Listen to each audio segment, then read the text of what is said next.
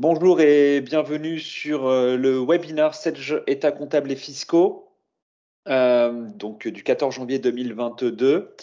Donc nous allons voir aujourd'hui les différentes fonctionnalités du logiciel État comptable et fiscaux et surtout son intérêt dans le cadre d'une intégration avec la comptabilité, avec tout type de comptabilité d'ailleurs. Avant ça, une petite présentation de la société Extrémité. Donc, Extrémité a pour slogan, pour devise, faciliter la transformation numérique. Je me présente, je suis Benoît Chalas, donc consultant formateur chez Extrémité. Voilà, donc je m'occupe de tous les modules qui tournent autour de Sage sans comptabilité, donc la partie comptabilité finance, mais également la gestion commerciale et le BI pour ce qui concerne la partie Sage. Voilà, donc Extrémité, c'est une entreprise de la région, hein, donc c'est une équipe d'une trentaine de passionnés qui travaillent ensemble au service d'entreprises qui leur ressemblent. Hein, donc on a 20 années au service de nos clients, même 21. 30 collaborateurs passionnés, on a la chance de compter 650 clients. Voilà, donc Extrémité, c'est vraiment une entreprise de services numériques, hein, donc ESN, en étroite coopération avec nos partenaires et éditeurs logiciels. Nous accompagnons les PME des Hauts-de-France dans leur transformation numérique. Donc cet accompagnement, dans la transformation numérique, il est réalisable via une offre complète qui est transversale, hein, ce qu'on va voir juste après, et une expérience client qui est réalisée vraiment sur mesure. On est vraiment une entreprise à taille humaine, indépendante financièrement et avec un réel engagement sur le territoire régional donc des Hauts-de-France, hein, puisque la plupart de nos clients et de nos partenaires sont sur la région. On a différents domaines d'expertise. Comme je vous ai évoqué, c'était une offre qui est vraiment transversale. Donc, on a des expertises au niveau de la sécurité informatique. Voilà, donc on est labellisé expert cyber. Donc, ça, c'est vraiment des choses qui nous tient à cœur, hein. On sait que maintenant, c'est vraiment des choses qui sont essentielles dans les entreprises, la protection et la sécurité de l'informatique. Notre domaine d'intervention est également sur le réseau. Donc là, c'est tout ce qui est système de messagerie, le réseau informatique, les postes de travail, les serveurs. La télécommunication, hein, donc avec les systèmes de solutions de communication unifiées, donc c'est tout ce qui est téléphonie sur IP, voilà tout ce qui est softphone sur PC, smartphone. On a également une offre cloud, donc qui permet d'héberger vos logiciels bureautiques et de gestion, ainsi que vos logiciels de messagerie. Donc c'est une solution qui s'adapte à tout type d'entreprise, quel que soit son équipement informatique. Donc l'intérêt du cloud, c'est vraiment de pouvoir retransmettre vraiment toute cette partie expertise informatique à des entreprises dont c'est le métier, hein, en l'occurrence Extrémité. Également, et donc là c'est la partie qui va nous occuper, notre domaine d'expertise porte également sur la gestion.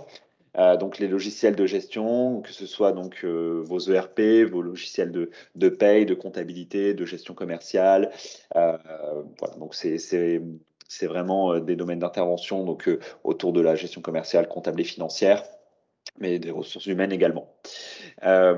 Nos domaines d'expertise sont également sur le développement, donc le développement de solutions, alors en deux parties, les solutions sur mesure, donc les développements spécifiques qui pourraient répondre parfaitement à vos besoins spécifiques sur votre domaine d'activité. Et également les solutions qui s'interfacent avec vos logiciels de gestion, hein. Donc que ce soit Sage ou Cegid, puisqu'on fait également du Cegid, hein. Et enfin, le domaine d'expertise sur le digital. Donc là, nos domaines d'intervention, c'est la création et la refonte de sites web, le référencement, la création, l'animation de réseaux sociaux, l'acquisition de trafic. Donc, on sait aujourd'hui effectivement que être vu sur le web, c'est quelque chose qui est important pour les activités. Voilà, donc on est vraiment sur une offre transversale puisqu'effectivement Tous ces domaines d'expertise ont des synergies les uns avec les autres, hein. Si je prends l'exemple du cloud, c'est vraiment quelque chose qui est aujourd'hui chez Extrémité une offre qui vous permet d'avoir un domaine d'expertise à la fois sur la partie cloud et ensuite on va pouvoir sur ces clouds installer vos logiciels de gestion. Et donc nous, on est en mesure de vous accompagner sur toute cette partie. Également, comme on l'a vu un petit peu tout à l'heure, je vous ai dit qu'on était une entreprise quand même régionale avec une forte implantation sur les Hauts-de-France. Voilà, c'est aujourd'hui sur cette partie des entreprises avec lesquelles on travaille qui sont dans tout secteur d'activité, hein. Donc, que ce soit l'agroalimentaire, la santé, le négoce, même des clubs de foot, en l'occurrence, des entreprises du bâtiment. Voilà, c'est vraiment, on travaille vraiment sur tout domaine d'activité, des domaines du service également. Voilà, c'est vraiment notre, notre, notre force aussi, hein, c'est de pouvoir conseiller des entreprises dans tout secteur d'activité. Voilà. Donc, comme je le disais tout à l'heure, le slogan d'Extrémité, c'est vraiment faciliter la transformation numérique. Nous allons passer effectivement sur la partie présentation des états comptables et fiscaux. Alors, au niveau des états comptables et fiscaux, l'idée, c'est vraiment de vous montrer comment augmenter le potentiel de votre comptabilité Sage, hein, puisque aujourd'hui, au niveau de la comptabilité Sage, il y a d'autres modules, hein, pour élargir un petit peu aussi le spectre. Aujourd'hui, on va parler des états comptables et fiscaux, mais vous avez également le logiciel de moyens de paiement, le logiciel d'immobilisation, un logiciel qui permet de gérer la partie trésorerie, un autre qui permet d'effectuer les relances, le recouvrement. Voilà, c'est vraiment des choses des éléments et des modules qui permettent de vraiment augmenter le potentiel de votre base de données de comptabilité, hein. Effectivement, le cœur restera bien sûr la comptabilité, en tout cas pour la partie Sage comptabilité.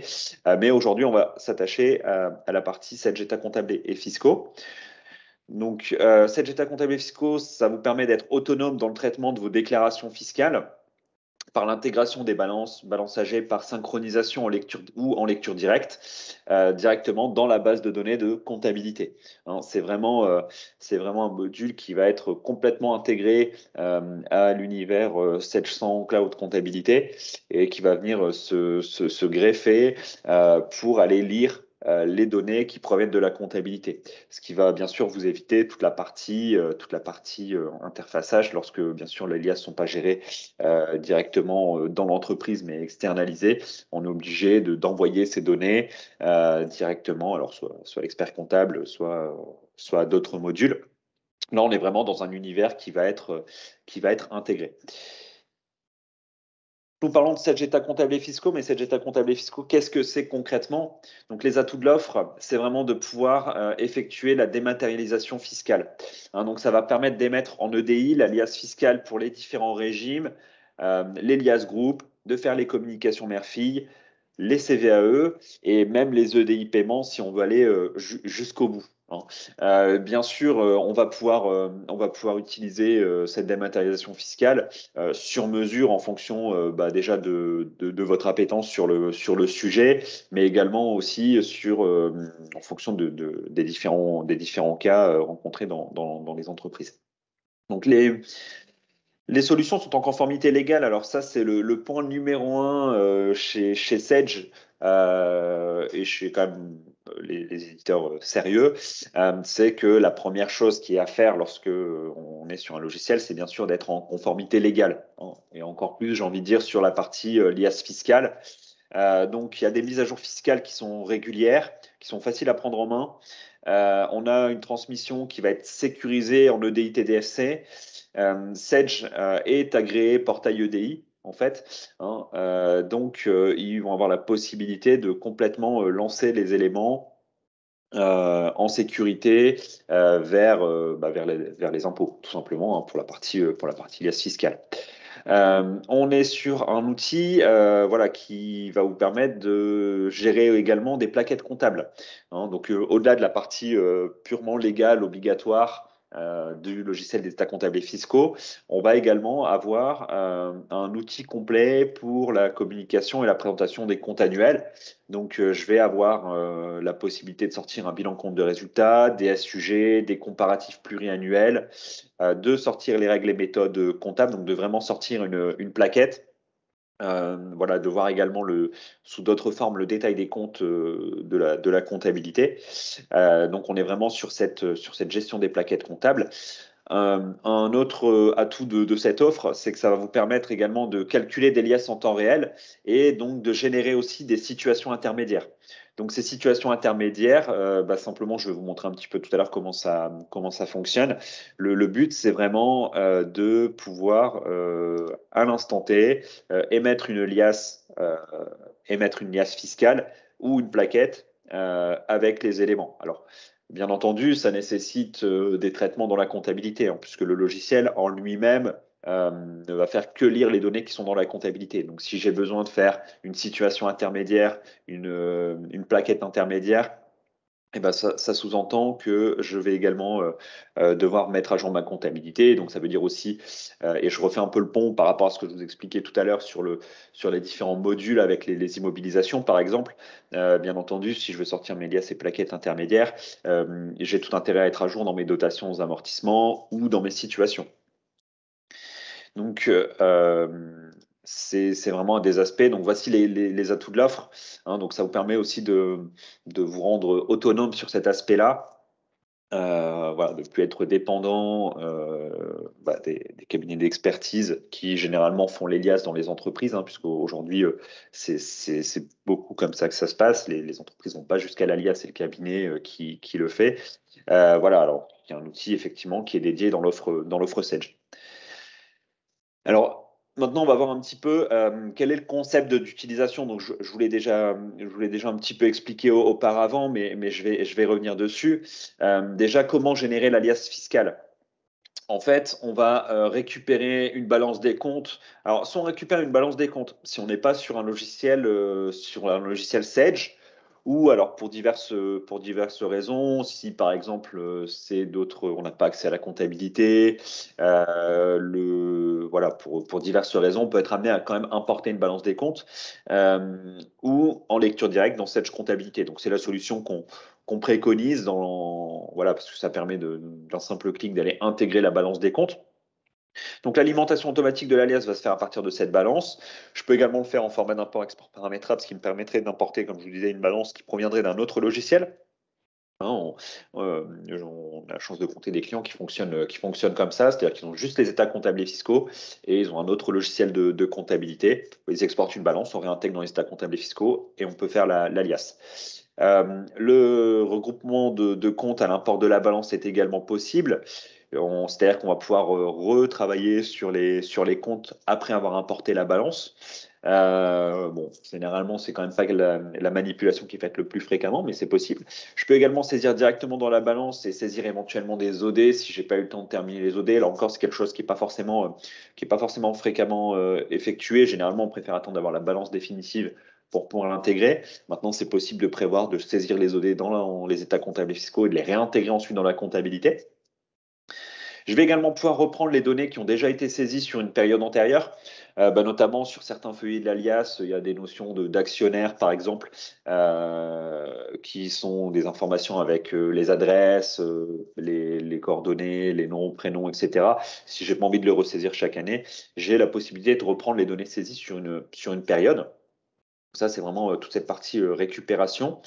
Ensuite, on va bien entendu générer cette liasse fiscale.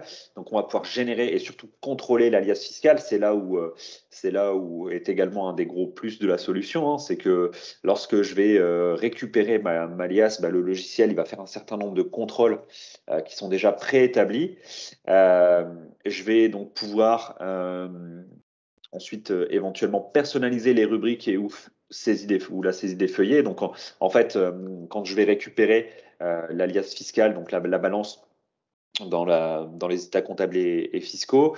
Je vais générer ma liasse. Il y a un certain nombre de rubriques qui vont aller indiquer, bah voilà, tel compte doit aller dans telle rubrique de l'alias, tel compte doit aller dans telle autre rubrique de l'alias. Et le logiciel, il va faire un certain nombre de contrôles pour vérifier que c'est bien cohérent par rapport aux règles d'Elias. En fait. Et donc, éventuellement, je vais pouvoir personnaliser mes rubriques. Si voilà, moi j'estime que c'était un compte, je sais pas, un compte 706 qui devait être utilisé, pas un compte 707, et que le logiciel, il a été le mettre forcément sur une partie du module, et ben, je vais pouvoir quand même aller remodifier ce champ-là pour le reforcer, si j'estime que c'était dans cette rubrique de l'alias que ça devait se mettre. On va bien sûr avoir l'alias fiscal pour les différents régimes. Hein. Je n'ai pas abordé cette partie, mais je peux bien sûr faire une alias fiscale pour les régimes BIC, pour le régime BIC normal, simplifié, pour les SCI, pour les BNC, pour les BA normal et simplifié. Je peux également, sur option, là par contre, faire l'Elias groupe et communication mère-fille. Hein. Et j'ai également tous les formulaires type relevé de frais généraux, les formulaires CVAE, la gestion des tableaux pour les organismes de gestion agréés si vous passez par un OGA. J'ai également toute la partie, et ça on a tendance à l'oublier aussi, c'est la partie EDI requête pour la liste des locaux commerciaux qui sont loués. Voilà, c'est une procédure assez simple en fait, mais voilà, pour X ou Y raison, ça, c'est un peu omis, je pense, ou alors c'est fait un peu rapidement, mais en réalité, le DI requête pour les locataires, ça consiste à aller communiquer, à demander aux impôts en fait la liste des locaux, la réintégrer dans ses états comptables et fiscaux et éventuellement apporter des corrections pour ensuite faire ce qu'on appelle le DEC loyer. Je ne sais pas si vous en avez déjà entendu parler. Voilà, c'est quand même quelque chose qui est pas récent en fait, mais voilà, chaque année. Voilà, c'est des choses qu'on a tendance à pas faire. Ensuite, on a donc, comme je disais, la possibilité de faire un envoi en EDI via Sage Direct. Donc, Sage Direct, pour ceux qui utilisent déjà le logiciel de comptabilité, c'est l'outil de communication de Sage. Donc, ça sert notamment bah, pour tout ce qui était envoi de virement, par exemple, ou récupération de relevé de compte. Et ben, c'est le même outil qu'on va utiliser pour faire les communications des états comptables et fiscaux. Voilà, alors, historiquement, il était également utilisé par la paye pour faire les envois de DSN il y a encore quelques années. Pour les DADSU, aujourd'hui, cette partie-ci n'est plus utilisée en paye, mais c'est toujours utilisé en état comptable fiscaux et au niveau du logiciel de moyens de paiement. Donc ça, c'est l'envoi en EDI via SetDirect. Donc en un petit schéma qu'on va voir juste après. Alors c'est pareil. Un des aspects qui est intéressant aussi, c'est la multidistribution des liasses. Donc les liasses, elles sont distribuées vers la DGFiP, vers la Banque de France. Hein, donc voilà, tout ça, c'est des choses qui se font de façon légale. Et il est également possible de générer les EDI paiements. Alors, pour générer les EDI paiements, je vous en parle parce que c'est donc que ce soit pour le l'IS ou pour les CVAE, pour les soldes de CVAE, c'est des feuillets qui peuvent être déclarés voilà, à chaque paiement des impôts. Hein. Donc, bah, l'intérêt de ce logiciel, c'est de pouvoir le faire et de pouvoir suivre le paiement. Enfin, je mets tout de suite un petit bémol, ça nécessite quand même de faire ce qu'on appelle les mises à jour fiscales très régulièrement. Hein. Donc il faut remettre à jour un petit peu comme on remettrait à jour un plan de paye à chaque nouveauté légale. Et ben, c'est un peu le même principe. Il faut mettre à jour son logiciel d'état comptable fiscal pour pouvoir faire les EDI paiement. Voilà. Donc c'est pas forcément développé. En soi, c'est pas forcément compliqué, mais c'est une des raisons pour lesquelles c'est pas non plus forcément quelque chose qui est très développé. Donc sur le DI paiement, je passerai rapidement pour vous montrer cette partie-ci. Et donc également au niveau du module. On va avoir la partie productivité avec des plaquettes modèles qui sont déjà pré-créées, avec un assistant de création de dossier qui permet d'initialiser de nouveaux exercices. On va également pouvoir fusionner et récupérer les paramétrages d'une autre société. Voilà, on va avoir des outils d'aide pour mettre en place les états comptables et fiscaux. Sur cette partie-ci, bien sûr, le logiciel des états comptables et fiscaux est multi-dossier. Hein, on va vraiment avoir quelque chose qui est intégré comme pour la comptabilité. On va pouvoir également intégrer les éléments d'immobilisation. Si on utilise le logiciel d'immobilisation, on peut mettre en place une passerelle entre IMO 100 et états comptables et fiscaux. Voilà, ça c'est quelque chose qui est également possible. Et bien sûr, on va avoir des traitements d'archivage de ces liasses, un peu comme on a en comptabilité. Le système est relativement similaire. Voilà, au niveau des liasses, ça fonctionne un peu de la même façon. Alors, je vais vous montrer un petit schéma, juste pour qu'on comprenne bien le fonctionnement. Donc, j'ai ma comptabilité Sage sans cloud. Donc là, moi, je pars du principe que vous avez la comptabilité Sage, mais en réalité, ça fonctionnerait avec n'importe quelle comptabilité. Je vais injecter ma balance des comptes directement dans mes états comptables et fiscaux. Et via mes états comptables et fiscaux, je génère ma liasse fiscale, donc directement dans les ECF. Et ensuite, je transmets en EDI directement aux finances publiques. Voilà le système des états comptables et fiscaux résumé en quelques schémas. Et en fait, le système est vraiment et fonctionne vraiment dans cette méthodologie, dans ce mode de fonctionnement. Ce que je vous propose, c'est maintenant de passer directement sur le module. Hein, je pense que ça peut être intéressant. Vous voyez un peu comment se présentent les états comptables et fiscaux. Et bien, c'est parti. Je passe, hop, juste un petit instant. Voilà. Donc, on est sur les états comptables et fiscaux. Donc, à ce jour, on est en version 15 hein, des états comptables et fiscaux et on est sur une mise à jour fiscale V15. Donc, la prochaine mise à jour fiscale va sortir dans quelques semaines. Généralement, on les a courant février pour l'alias 2021. Alors, pour ceux qui sont déjà utilisateurs de Sage Comptabilité ou même tout autre produit de la gamme Sage 100 paye à part, on va vraiment retrouver les mêmes modules, la même ergonomie, la même présentation et les mêmes fonctionnalités de base que ce qu'on a dans le logiciel de comptabilité. Hein, donc, je vais vraiment retrouver ici le menu structure, le menu traitement, le menu état. Je vais avoir dans fichier la partie paramétrage société qui va me permettre de déterminer les paramètres société. Je vais avoir également la gestion des utilisateurs et des droits d'accès qui va être similaire à Sage 100 comptabilité. Voilà. Donc, cette partie-ci, logiquement, si vous êtes déjà utilisateur ou utilisatrice de Sage Comptabilité, vous ne serez pas vraiment dépaysé. Ensuite, au niveau du logiciel, ce qui est important dans les états comptables et fiscaux, c'est la notion de mise à jour fiscale et de type de liasse. Donc, on va retrouver tout en bas. Alors, je vous l'indique, il est tout en bas. Je vais essayer de voir si je peux vous mettre un petit laser pour vous indiquer où c'est sur l'écran. Je ne trouve plus mon petit laser. Alors, vous le voyez en bas, tout en bas, vous avez BIC normal, Yes, société mère, c'est le nom de ma société. 2021-3, c'est le numéro du millésime. C'est vraiment la seule petite chose sur laquelle il faut être vigilant lorsqu'on fait les états comptables et fiscaux, c'est que si je veux faire ma liasse de 2021, eh ben, il faut que je vérifie que ici, je suis bien sur mon millésime 2022. Donc, il y a toujours un petit décalage d'un an. Pour déclarer 2021, il faut être sur le millésime 2022. Donc c'est vraiment le seul aspect. Le logiciel, bien sûr, vous permet ici, vous avez un petit bouton qui vous permet d'aller faire vos mises à jour fiscales et donc de vérifier s'il n'y a pas une mise à jour fiscale qui est disponible.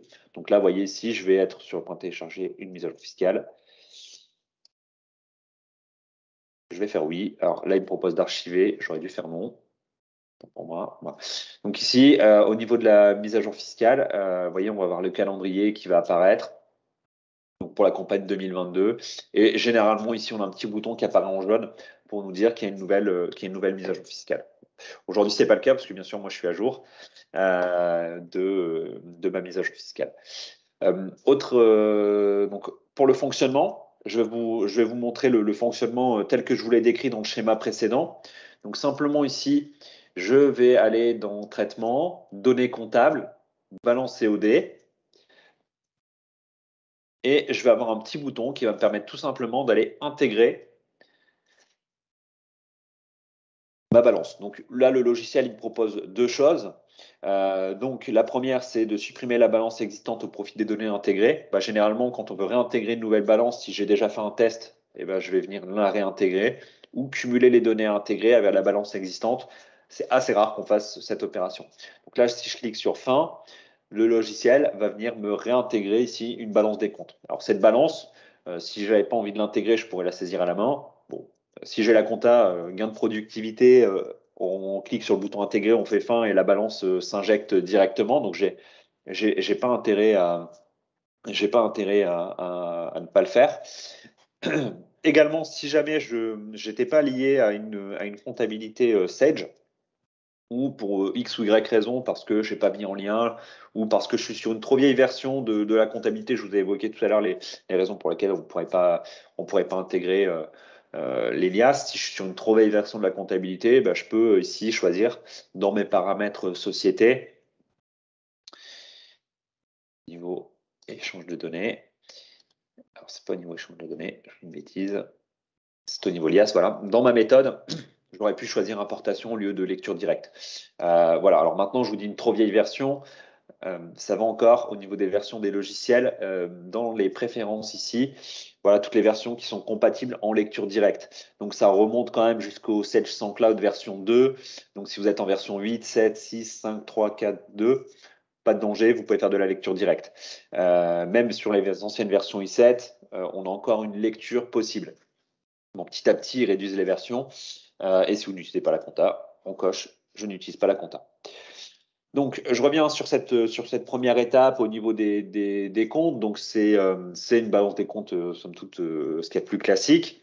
Je vais avoir la possibilité ici d'ajouter ou modifier des observations. Donc, je vais pouvoir mettre des commentaires au niveau de mes comptes. Par exemple, ici, je peux dire, en fait, c'était mis dans 213-10 bâtiment, mais en fait, je me suis trompé. Attention,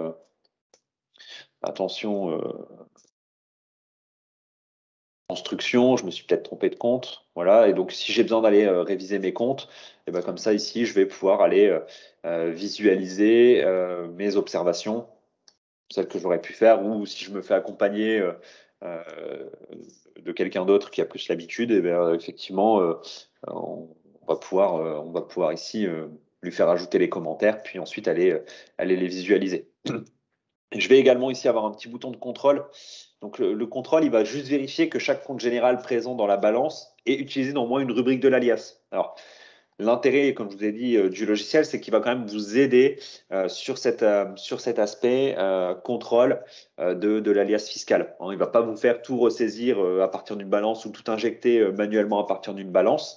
Il va falloir ici cliquer sur le bouton contrôler. Et si je clique sur contrôler, il vérifie que si j'ai créé un nouveau compte, il est quelque part dans ma liasse fiscale.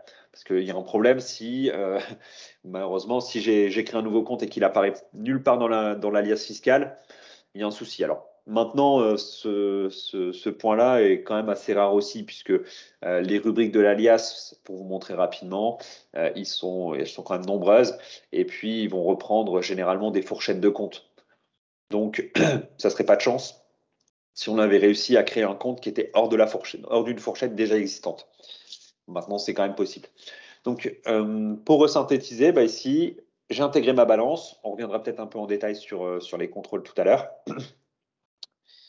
Mais j'ai juste à fermer ma balance. Une fois que j'ai vérifié que j'avais intégré ma balance et qu'elle correspond bien à la balance que j'ai en comptabilité, alors, comme je disais, en lecture directe, il n'y a aucun risque qu'elle ne corresponde pas.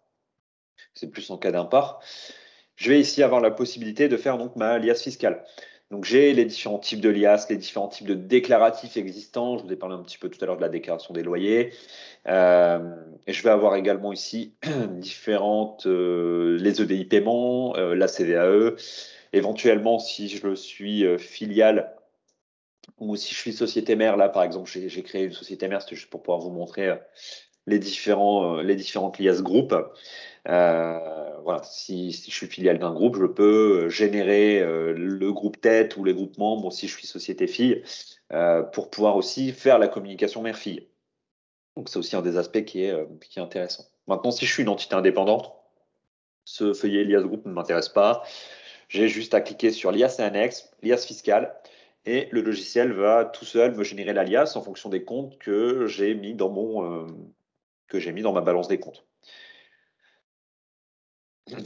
Donc là, on laisse se générer, ça prend quelques secondes généralement. Enfin, ça peut être un peu plus long, ça dépend quand même de la volumétrie du nombre de comptes. Donc moi, je suis quand même sur quelque chose qui est assez court. Et donc voilà, j'ai ici ma liasse fiscale.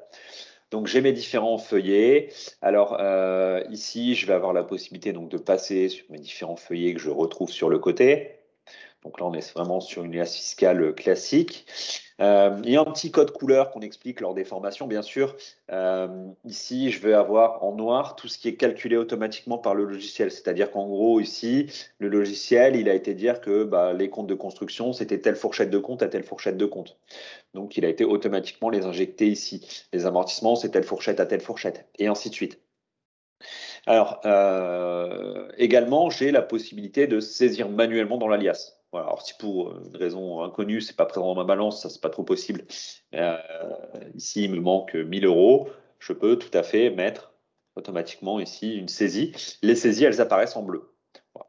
Alors, de manière plus générale, ce qu'on va ressaisir, c'est certains feuillets dans lesquels je vais avoir besoin de mettre du détail écrit dans mon logiciel. Donc ici, je vais retrouver mes différents feuillets. Voilà, ici, si j'ai des éléments à saisir manuellement, je vais également pouvoir les saisir. Donc si par exemple, je veux mettre le détail des provisions, je vais pouvoir ici faire ma saisie directe à ce niveau-là. Dans ce cas-là, ça va apparaître en bleu. J'ai également la possibilité de récupérer des éléments des exercices précédents. Dans ce cas-là, ils apparaissent aussi dans une autre couleur. Alors j'ai un petit doute en vous le disant. Je pense qu'ils apparaissent en orange. Et tout ce qui est import des IMO apparaissent en vert. Voilà. Donc il y a un petit code couleur. Je crois que j'ai inversé les deux d'ailleurs. Mais simplement pour vous dire qu'il y a des codes couleurs qui vous permettent de savoir d'où proviennent les éléments.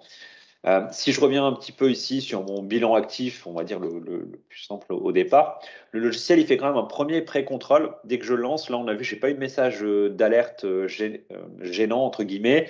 Le premier message c'est qu'il vérifie si c'est équilibré. Si c'est pas équilibré, il met directement un gros message d'erreur.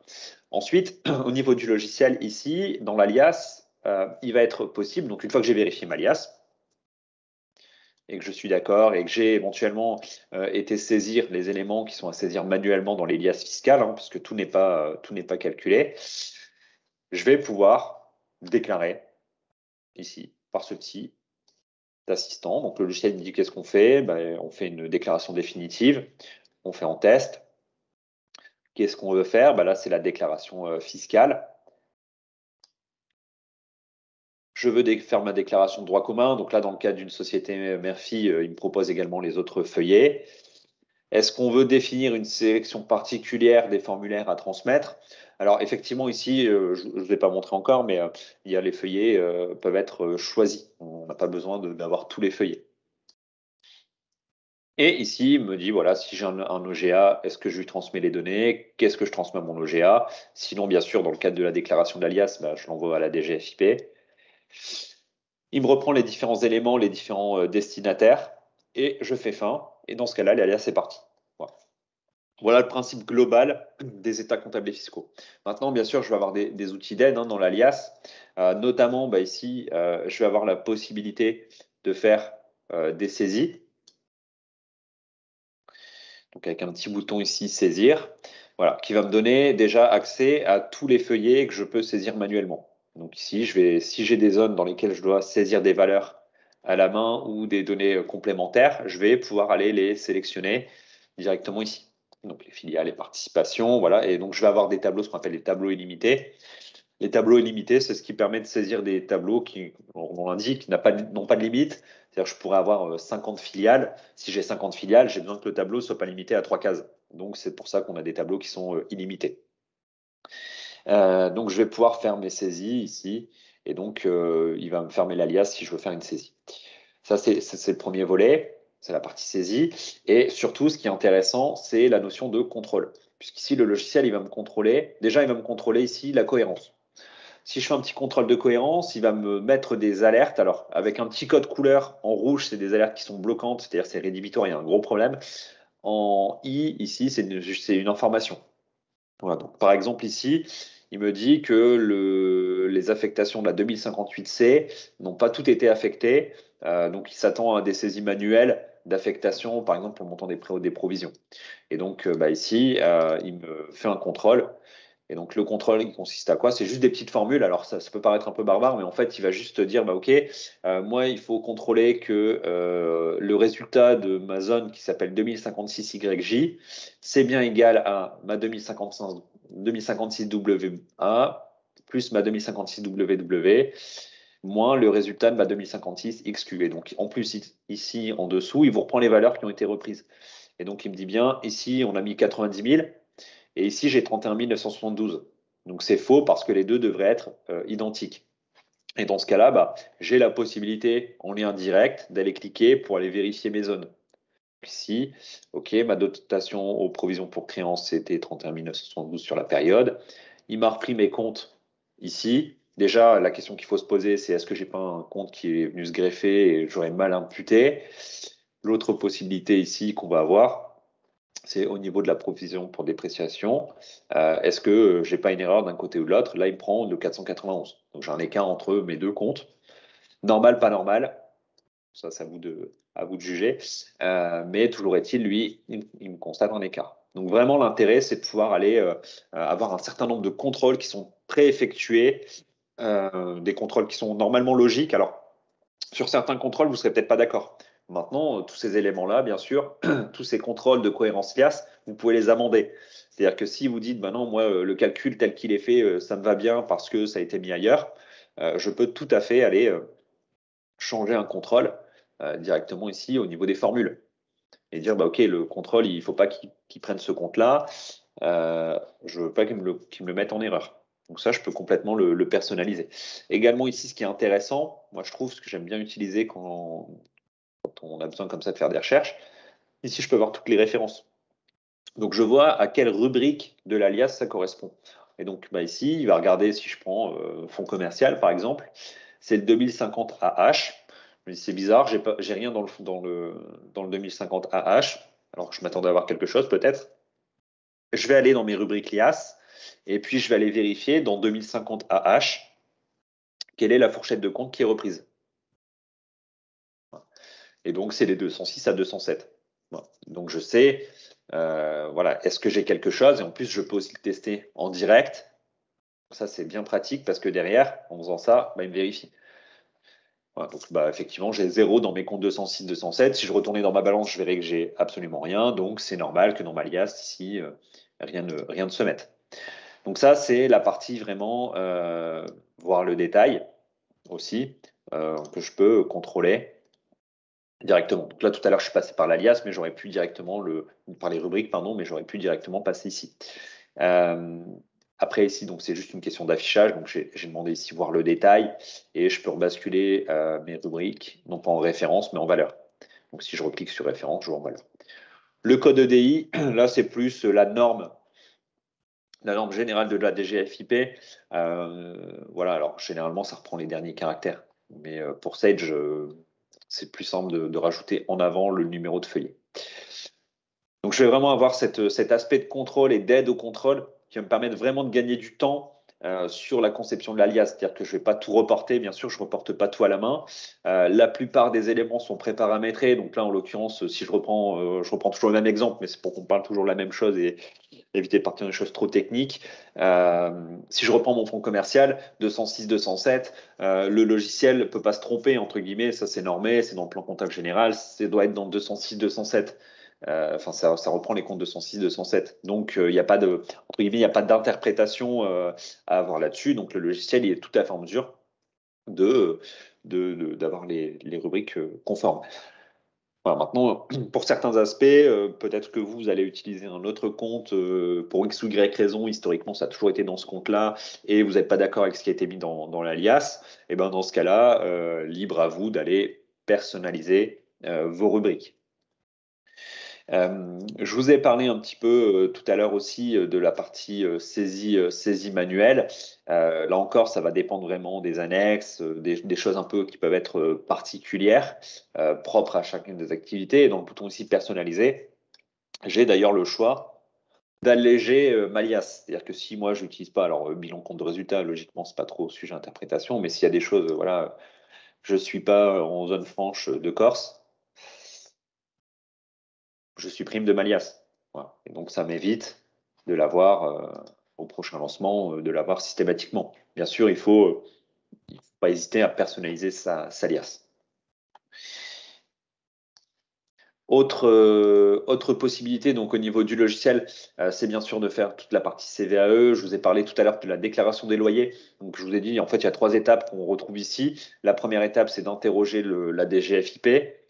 La deuxième, elle consiste à intégrer la liste des. Donc, on envoie une requête, ce qu'on appelle l'EDI requête, aux impôts. On dit, bah voilà, on a telle société. Hop, je confirme être habilité. Alors, il faut faire une demande auprès des impôts pour pouvoir faire la déclaration EDI requête, hein. Je confirme être habilité. Hop, j'envoie aux impôts une requête pour savoir si le propriétaire a fait ses déclarations également. Puisque lui, le logiciel, il va savoir dire voilà, est-ce que lorsque j'interroge le DI requête, est-ce que les locaux qui sont censés être ici, donc là, il lance direct, est-ce que j'ai des locaux commerciaux? Une fois que j'ai fait ça, je vais pouvoir interroger donc la liste des locaux, puis redéclarer ici. Donc intégrer pardon, la liste des locaux. Donc les impôts vont ensuite vous envoyer une notification pour vous dire que la liste est prête. Vous pouvez la réintégrer et vous pouvez vérifier qu'elle est conforme et la redéclarer. Donc ici dans la partie déclaration, voilà, on vérifie est-ce que c'est la bonne, est-ce que c'est le bon montant du loyer, etc. Ça c'est à des fins de contrôle.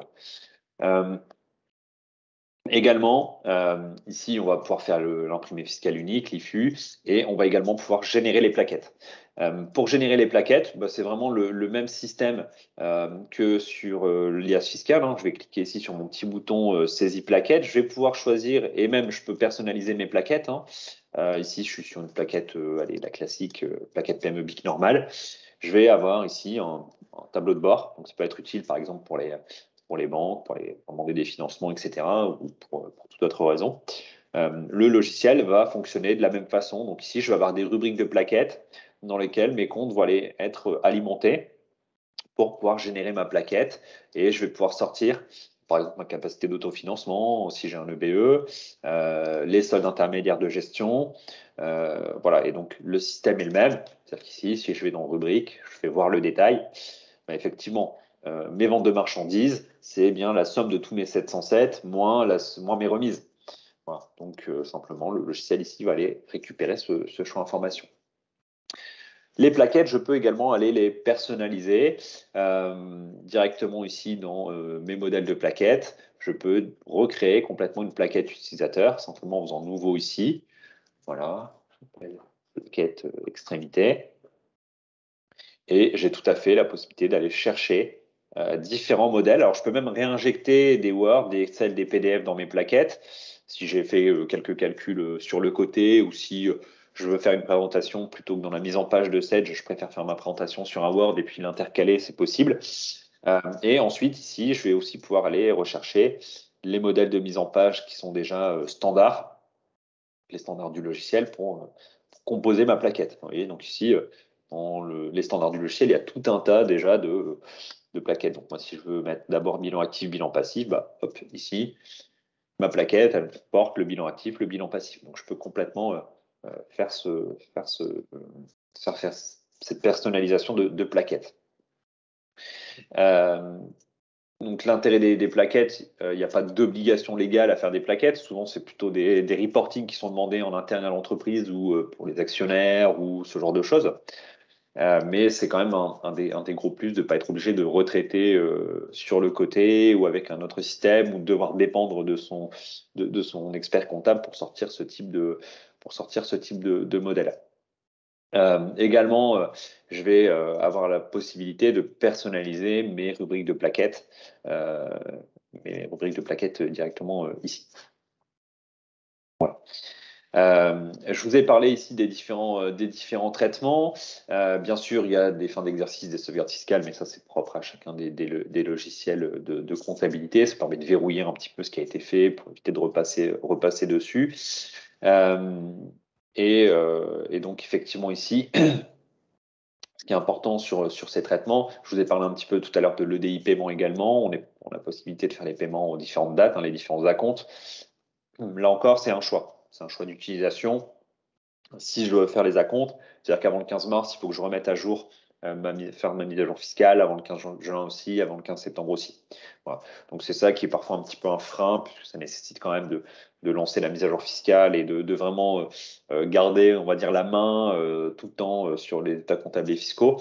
Voilà. Mais on peut également les utiliser uniquement pour la déclaration de l'alias fiscal et continuer à faire ces paiements séparément. Ça pose pas du tout de problème.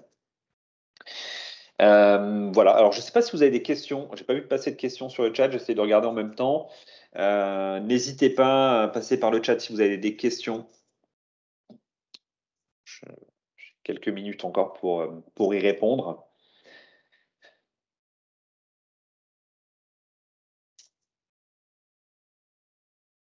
Une question de Samuel.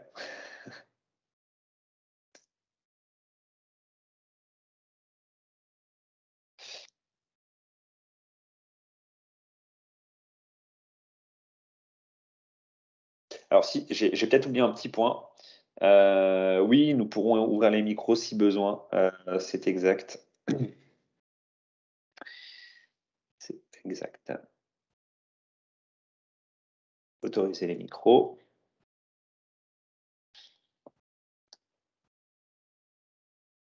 Alors, je vous ai tous autorisé les micros. Par contre, il faut que vous alliez activer le son si jamais, parce que juste le fait d'activer les micros ne réactive pas votre son. Mais je vous en ai donné la possibilité. Donc n'hésitez pas, soit à passer par le chat, soit à passer par le, par le micro. Alors, un dernier petit point, parce que j'ai perdu un petit peu le fil pour être franc. Un dernier petit point au niveau des sociétés. Je vous ai dit tout à l'heure qu'on pouvait faire des situations. C'est assez simple en fait. Ici, si je veux faire une situation à date, je peux tout à fait dire, ben voilà, je veux faire une situation, je prends 2019, du 1er janvier 2019 au 30 juin, si je veux faire par exemple un petit point en cours d'année, voilà, c'est la situation. Éventuellement, je peux faire des périodes de comparaison. Et ici, ça va m'injecter une situation. Et donc après, je vais vraiment retrouver, comme dans mon univers comptabilité habituel, la possibilité de choisir des exercices, mais en plus, la possibilité de choisir une situation. Et dans ce cas-là, je vais pouvoir dire, bah, OK, c'est ma situation du 1er au 30 juin et intégrer une balance des comptes qui va se filtrer sur cette période précise. Et donc ici, bah, si j'intègre une balance sur ma période précise, je ne vais pas avoir les mêmes valeurs et le même résultat que ce que j'avais sur mon exercice complet normalement. Je ne sais pas si voilà, j'ai forcément une différence au niveau de ma balance des comptes. Également, je vous ai dit tout à l'heure qu'on avait le choix au niveau des sociétés sur les différents régimes. C'est également ici où on le paramètre. Voilà, donc bien sûr, il est possible de faire des liasses pour les SCI. Bon, je sais que bah, souvent, en plus des comptabilités classiques, il y a parfois des petites SCI qui sont des grosses SCI, des petites SCI qui sont à gérer en plus, pour lesquelles on fait juste quelques écritures comptables dans l'année, plus l'alias. Bah, ici, c'est tout à fait indiqué de créer une société en SCI. Et dans ce cas-là, j'ai beaucoup moins de feuillets que sur le BIC normal, bien sûr.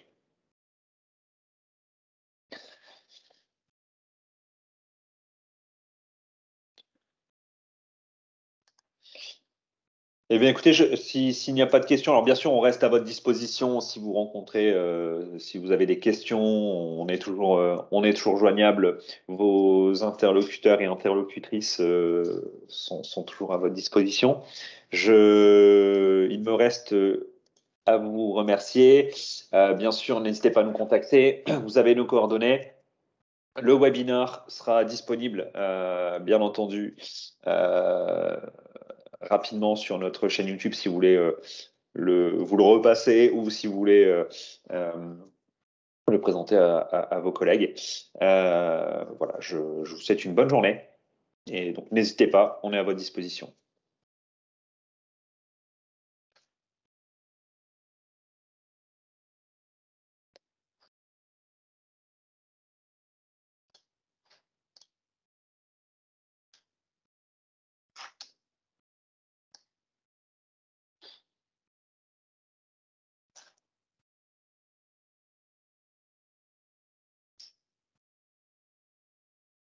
Allô, Alors, je vais essayer d'arrêter l'enregistrement.